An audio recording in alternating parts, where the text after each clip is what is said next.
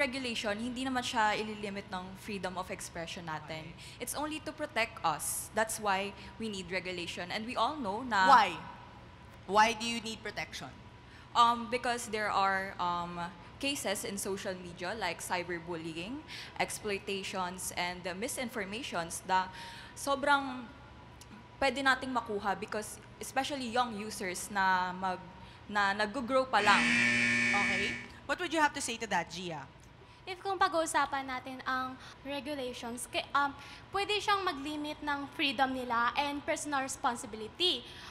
Katulad nung nangyari sa China na nag-implement sila ng isang rule na ang mga influencer is hindi sila pwedeng makapag-post ng mga sensitive topic if wala silang university degree. Bakit hindi na lang din tayo mag-implement sa Pilipinas ng ganong program para makatulong sa ating mga teenagers and parents?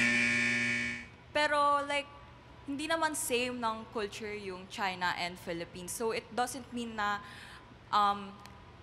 magiging successful yon pag ginawa yun sa Philippines. Kasi nga, hindi naman tayo same. Pinopoint ko po dito is dapat gumawa ng program ang government na magtuturo sa atin kung paano ang tamang paggamit and kung paano ito makakaapekto o makakasama sa atin.